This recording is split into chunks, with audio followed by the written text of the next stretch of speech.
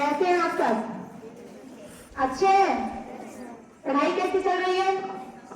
सबसे पूछ रही हूँ, अच्छी चल रही है? थोड़ा तेज बोलो।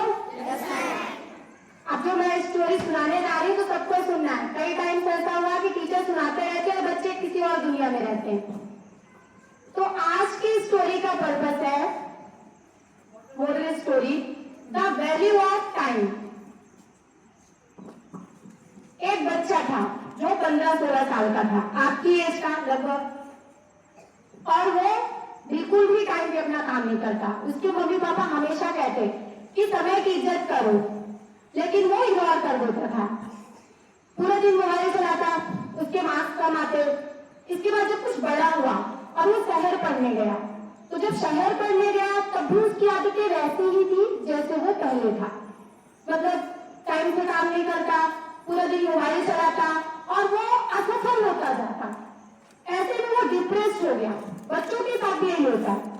डिप्रेशन की वजह से उसने सुना था कि यहाँ कोई बहुत अच्छा व्यक्ति, बुद्धिमान व्यक्ति रहते, क्यों ना उनसे मिला जाए।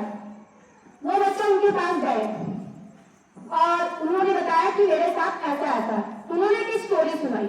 उन्होंने स्टोरी सुनाई कि एक गांव था, वहां के एक राजा थे जो अपने प्रजा से बहुत प्यार करते थे। वहां एक व्यक्ति था जो बहुत आलसी था, बिल्कुल भी काम नहीं करता था और गरीब भी था। एक बार राजा भ्रमण कर रहे थे और उसी व्यक्ति से उनकी मुलाकात हुई। तो राजा ने पूछा क्या हुआ। उसने अपना दुखड़ा सुनाया कि मैं गरीब हूँ, मेरे पास पैसे नहीं है। तो राजा ने कहा ठीक है, उनको दया आ गई कि सही बात है, चलो अब राजा ही है वो। उन्होंने कहा कि शाम होने से पहले तुम मेरे राज दरबार में आ जाना और उस राज दरबार में शाम होने से पहले आना। जितना भी तुम्हें धन, जितना तुम ले जा सको उतना ले जाओ। वो बहुत खुश हुआ, दौड़ते हुए घर गया और अपने वाइफ से बताया। वाइफ भी बहुत खुश हुई, लेकिन उसने कहा पहले तुम खाना बनाओ मेरे लिए, फिर मैं जाऊंगा। वाइफ ने गरम गरम खाना बनाया और खाई भी, खाया। फिर उसे लगा अरे थोड़ा सो लेता हूँ फिर जाता हूँ। 2 घंटे तक सो लिए। फिर इतने में दोपहर हो गई। फिर राजा का दरबार दूर था, फिर वो चल दिया। रास्ते में धूप थी, लगा उसे अरे आज धूप बहुत ज्यादा है, थोड़ा सा लेट लेता हूँ। और वो पेड़ की छांव में बैठ गया। उसको कब नींद आई पता ही नहीं चला। और 4 घंटे तक सोता रह गया वहां। और जब जगह तो तब अंधेरा हो गया। गया तो राजदरबार बंद था, तो दुखी होकर वापस आ गया।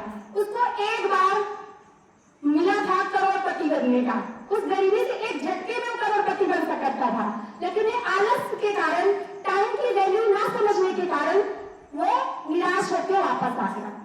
ये बच्चे की स्टोरी सुनाया उस बुद्धिमान व्यक्ति ने। उस बच्चे को पूरा समझ में आ गया और वो सिर नीचे किया। और उस स्टोरी से उसने पूरा मोटिवेशन लिया, टाइम से काम करता, हर काम किया और एक दिन सच में वो करोड़पति बन गया। करोड़पति मतलब ऐसा नहीं होता कि हर चीज वैल्यू ऑफ मनी होता।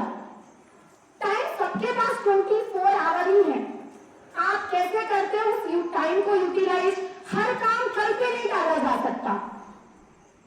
इसी पे कबीरदास जी भी कहते हैं कल करे सो आज कल, आज करे सो अब, पल में परलय होएगी, बहुरी करेगा कब कबीरा, बहुरी करेगा कब।